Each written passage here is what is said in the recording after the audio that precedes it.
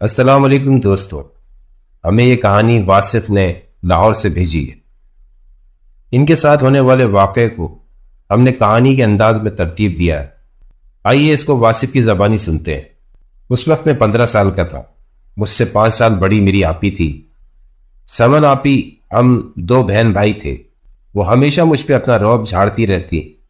میری امی ٹیچر تھی، وہ کافی مصروف رہتی تھی۔ ان کے پاس ہمارے لیے اتنا وقت نہیں ہوتا تھا۔ اسی وجہ سے بن کہے سمن آپا میری اماں بن گئی۔ اسی لیے میں ان سے چڑھتا تھا۔ ہم لوگ ناظم آباد کے بلاک 1 میں 2 ماہ پہلے ہی شفٹ ہوئے تھے۔ جو گھر ہم نے کرائے پہ لیا تھا وہ نچلی منزل کا تھا۔ اوپری منزل پر بھی کرایہ دار تھے۔ اوپر والے لوگ زیادہ میل جول نہیں رکھتے تھے، بس آتے جاتے ہی ان سے سلام دعا ہو جاتی۔ پچھلے 15 دن سے تو وہ لوگ گھر پر تھے ہی نہیں، اور پھر اچانک ایک دن انکل آ کر اپنا سامان لوڈ کروا کر لے گئے۔ جس دن وہ سامان لوڈ کرنے آئے اس دن ہم لوگ صبح سے ہی نانی کی طرف گئے ہوئے تھے۔ ہماری ان سے ملاقات ہی نہ ہو سکی۔ جب رات گئے ہم گھر لوٹے تبھی چوکیدار سے پتہ چلا کہ وہ لوگ گھر خالی کر گئے۔ ہمیں بڑی حیرانی ہوئی، کیونکہ اتنی جلدی کون گھر بدلتا ہے؟ پتہ نہیں کیا وجہ تھی۔ وہ ملتے تو پتہ چلتا، لیکن ہمیں کچھ دن میں پتہ لگ ہی گیا۔ دوسرے دن رات 2 بجے کا وقت ہوگا، اوپر کی منزل سے تیز تیز بھاگنے کی آواز آنے لگی۔ اتنی آواز تو کرایہ داروں کے رہتے بھی نہیں آتی تھی۔ یہ تو خالی گھر تھا۔ پہلے امی اٹھ کر آئیں، پھر ابو، میں اور سمن آپی آگے پیچھے اٹھ کر آ گئے۔ ہم چاروں پریشان لاؤنج میں بیٹھے تھے۔ آوازیں بڑھتی جا رہی تھیں۔ اب بھاگنے کے علاوہ سامان گھسیٹنے کی آواز بھی آنے لگی۔ اب ابو کھڑے ہو گئے۔ ان کو لگ رہا تھا کہ اوپر کوئی چور ڈکیت آ گئے۔ ابو بولے واصف چلو اوپر دیکھ کر آتے ہیں۔ ابو میں نے ہچکچاتے ہوئے بولا ہاں تم، ہم زینے سے جھانک کر دیکھیں تو صحیح۔ سمن تم ایسا کرو 15 پہ کال ملاؤ، ہم جائزہ لے کر آتے ہیں۔ سمن آپی کال ملانے لگی۔ ہمارے ابو کے دماغ میں جو آ جائے وہ کر کے چھوڑتے ہیں۔ امی بھی منع کرتی رہ گئی کہ یہ عقل مندی نہیں ہے۔ ہماری اس ساری بحث میں ہم نے غور ہی نہیں کیا کہ اوپر سے آنے والی آوازیں تھم گئی تھی، جیسے وہ ہماری باتیں سن رہے ہیں۔ اور پھر ہمارے چپ ہوتے ہی پھر ہلکے ہلکے چلنے کی آوازیں آنے لگی۔ ابو مجھے ساتھ لیے اوپر کی طرف چل دی۔ ابھی ہم نے دبے قدموں سے 4 زینے ہی چڑھے تھے۔ اوپر اندھیرا تھا، کسی سرگرمی کے بھی کوئی آثار نہیں تھے۔ اس اندھیرے میں میری نظر اوپر سے جھانکتے ایک عجیب و غریب چہرے پہ پڑی۔ اس چہرے پہ بال تھے جیسے کوئی درندہ نما انسان۔ اس کی کالی گول گول آنکھیں چمک رہی تھی۔ وہ نیچے جھانک رہا تھا۔ میری تو اس کو دیکھ کر سٹی گم ہو گئی۔ قریب تھا کہ میں زوردار چیخ مار ہی دیتا۔ ابو نے میرے منہ پہ ہاتھ رکھ دیا۔ ابو نے بھی اس کو دیکھ لیا تھا۔ ہم دونوں پلٹ کر اسی خاموشی سے واپس بھاگنا چاہ رہے تھے کہ اچانک اوپر سے چھوٹے چھوٹے پتھر برسنے لگے۔ وہ جتنی تیزی سے برسے اتنی ہی تیزی سے ہم دونوں نے ریس لگائی۔ میں نے تو بھاگتے ہوئے 2-4 دلدوز چیخیں مارنا اپنا فرض سمجھا۔ امی اور سمن آپی بھی ہکا بکا رہ گئی۔ ابھی تو ہم گئے تھے، فوراً ہی بھاگتے دوڑتے آ گئے۔ امی نے جلدی سے دروازہ بند کر دیا۔ کیا ہوا؟ امی پریشانی سے بولی۔ ابو کی تو سانس ہی قابو میں نہیں آ رہی تھی۔ سمن آپی پانی لینے بھاگی۔ آخر ہوا کیا؟ تم بتاؤ واصف۔ امی کو اب جھنجھلاہٹ کے ساتھ غصہ بھی آ رہا تھا۔ میں نے ساری تفصیل بتائی۔ سمن آپی پانی تو پلا دیں۔ میں نے یہی سوچا کہ اس سچویشن میں تو سمن آپی انکار نہیں کریں گی، لیکن انہوں نے الٹا آنکھیں دکھائیں۔ میں چپ ہو کر بیٹھ گیا۔ بیگم، یہ کوئی اور ہی معاملہ ہے۔ جب ہی کرایہ دار گھر چھوڑ گئے، وہ تو شکر ہے سمن آپی کی کال 15 والوں کو نہیں لگی، ورنہ وہ بھی سر پر آ جاتے۔ اوپر سے آتی آوازوں کا سلسلہ رک گیا۔ ہم سب بھی تھکے ہارے جا کر سونے لیٹ گئے۔ یہ پہلی شروعات تھی۔ ابو کا یہی کہنا تھا، دیکھتے ہیں کوئی مناسب گھر ملا تو پہلی فرصت میں بدل لیں گے۔ صبح زینے پر کافی سارے چھوٹے چھوٹے پتھر پڑے دکھے۔ امی سمن آپی کو صفائی کرنے کا بول کر اسکول چلی گئی، جو کہ آپی نے مجھ سے ہی کروایا۔ اس گھر سے امی کا اسکول پیدل کا راستہ تھا۔ گھر ہر طرح سے اچھا تھا، لیکن یہ والی بات ہضم نہیں ہو رہی تھی۔ اس کے بعد کچھ دن تو بالکل نارمل گزرے، تو ہم لوگ بھی نارمل ہو گئے۔ اسی دوران اسٹیٹ ایجنٹ کچھ لوگوں کو گھر دکھانے لایا بھی، تو بات نہ بنی۔ آج کل صبح میں اور آپ ہی گھر پر ہی ہوتے تھے۔ اس رات پھر وہی ہوا۔ رات 2 بجے دھمال شروع ہو گیا۔ آج تو باقاعدہ دیگی کھڑکائی جا رہی تھی۔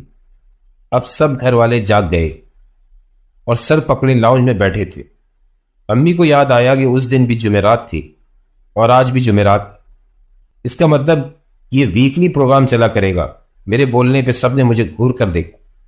میں چپ ہو کر بیٹھ گیا۔ اوپر سے آوازوں کا سلسلہ وقتاً فوقتاً جاری تھا۔ 3:30 تو بج ہی گئے تھے۔ ہم کچھ سوئے جاگے بیٹھے ہوئے تھے۔ اتنے میں ہماری ڈور بیل بجی۔ سبھی اپنی جگہ سے اچھل گئے۔ رات کے اس پہر کون آ سکتا ہے؟ اب اس کا مطلب یہ نکلتا تھا کہ اوپر والوں کو نیچے آ کر پارٹی کرنی ہے۔ میں، سمن آپی، امی کے چہروں پہ خوف تھا۔ البتہ ابو کچھ سنجیدہ تھے۔ ہم سب کی نیند بھاگ گئی۔ بیل ایک بار پھر بجی۔ ابو نے خاموشی سے اٹھ کر بیل کا بٹن بند کر دیا۔ اس وقت اوپر سے آتی آوازوں کا سلسلہ بھی رک گیا تھا۔ ہم نے سوچا اب اس دن کی طرح آوازیں بند ہو گئی۔ ہم لوگ اپنے کمروں کی طرف جانے لگے۔ اچانک ہمارا مین گیٹ بجا۔ ہم سب ہی اچھل گئے۔ یہ کیا ہوا؟ بس اب تو یہ لمٹ تھی۔ اوپر کی آوازیں تو خیر تھی، اب وہ ہمارے دروازے تک آ گئی تھی۔ رات ہم چاروں ایک ہی کمرے میں سوئے۔ ابو نے تو پکا فیصلہ کر لیا تھا کہ اب یہ مکان چھوڑ دیں گے، لیکن مجبوری یہی آڑے آ رہی تھی۔ اس وقت اس علاقے میں ہمیں کوئی مکان نہیں مل رہا تھا۔ دوسرے دن ایک عجیب بات ہوئی۔ میری آنکھ کھلی تو امی ابو تو جا چکے تھے اور سمن آپی بھی کمرے میں نہیں تھی۔ مجھے لگا سمن آپی باہر کسی سے بات کر رہی، ان کے بولنے کی آواز آ رہی تھی۔ میں منہ ہاتھ دھو کر باہر آیا تو آپی مجھے لاؤنج میں بیٹھی مل گئی۔ اکیلی صوفے پہ بیٹھی تھی۔ میں نے آپی سے پوچھا، آپی کوئی آیا تھا کیا؟ آپی فوراً بولی، نہیں کوئی نہیں، لیکن مجھے تو آپ کے بولنے کی آواز آ رہی تھی، تمہارے کان بج رہے ہوں۔ یہ بولتی آپی اپنے کمرے میں چلی گئی۔ ایک تو کل رات کی وجہ سے دماغ بوجھل تھا، اوپر سے آپی کا رویہ، وہ اکثر ایسا ہی روکھا رویہ رکھتی تھی، اس لیے میں نے بھی پرواہ نہیں کی۔ پھر اس کے بعد میں نے نوٹس کیا، آپی جب بھی اکیلی ہوتی، میں سامنے نہیں ہوتا، مجھے آپی کی بولنے کی آوازیں آتی رہتی، لیکن جب میں پوچھتا اب تو وہ میری بات کا جواب بھی نہیں دیتی تھی۔ ایسے ہی 2-3 دن چلتا رہا۔ ان کا پہلے بھی یہی روٹین تھا۔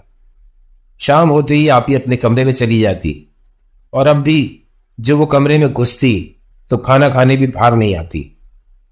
2-4 بار مجھے شبہ ہوا وہ کمرے میں ہی کسی سے بات کر رہی ہے۔ مجھ سے صبر نہ ہوا، میں بہانے سے ان کے کمرے میں چلا گیا۔ وہاں کوئی نہیں تھا۔ ان کو مجھے دیکھ کر ہی بہت غصہ چڑھ گیا۔ دفع ہو جاؤ یہاں سے، اتنی زور سے بولیں کہ مجھے کمرے سے نکلنا ہی پڑا۔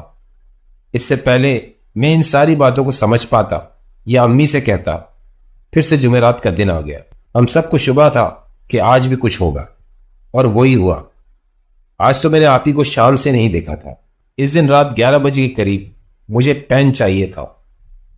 میں وہ لینے آپی کے کمرے میں گیا، ناک کرتا رہا لیکن کوئی جواب نہیں آیا۔ مجھے لگا شاید وہ امی کے کمرے میں ہے۔ یہی سوچ کر میں نے آپی کے کمرے کا لاک گھمایا۔ دروازہ کھل گیا۔ آپی کمرے میں نہیں تھی، شاید واش روم میں تھی، کیونکہ واش روم سے پانی گرنے کی آواز آ رہی تھی۔ آپی کے بیڈ پہ فینسی لباس اور چوڑیاں پھیلی ہوئی تھی۔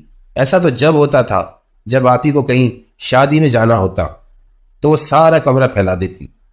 یہ کہاں جا رہی ہے؟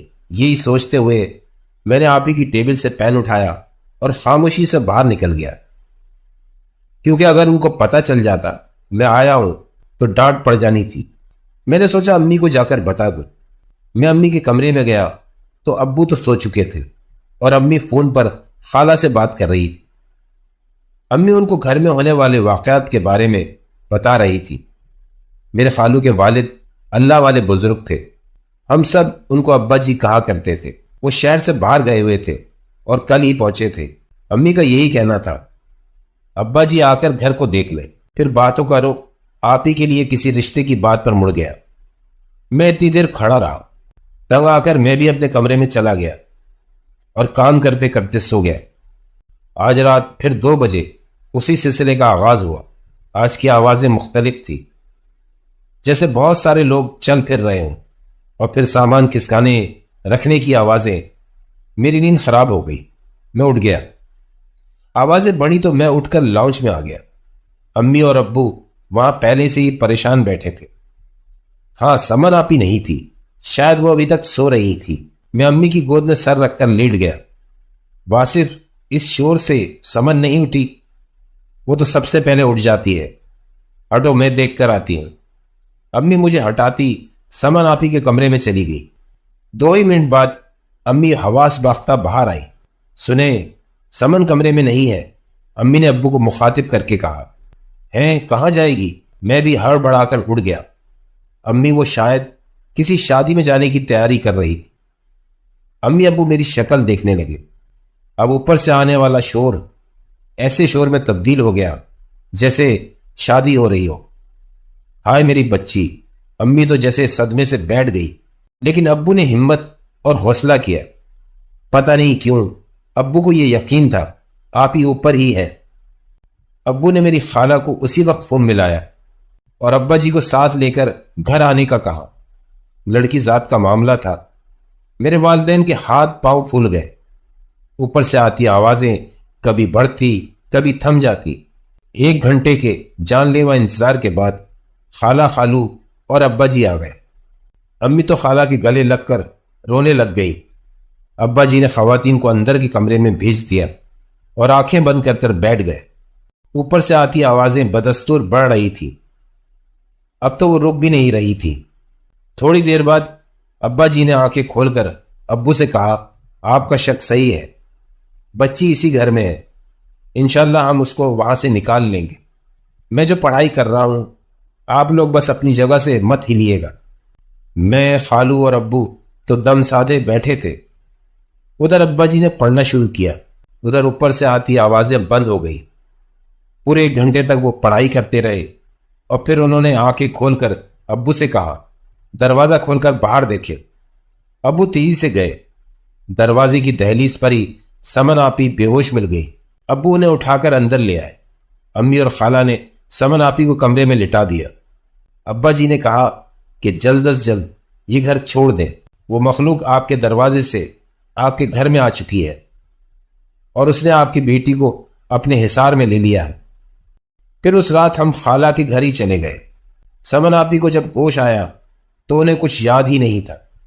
ہماری قسمت اچھی رہی، ہمیں 1 ہفتے میں ہی گھر مل گیا۔ ابو ہی جا کر سامان اٹھوا کر لے آئے۔ امی نے تو مجھے بھی جانے نہیں دیا۔ ابا جی کا کہنا تھا ہم نے بر وقت ان کو بلا لیا، اگر ہم نہ سمجھ پاتے تو دیر ہو جاتی اور سمن آپی ہمیں نہ مل پاتی، اگر مل بھی جاتی تو اپنے ہوش و حواس میں نہ ہوتی۔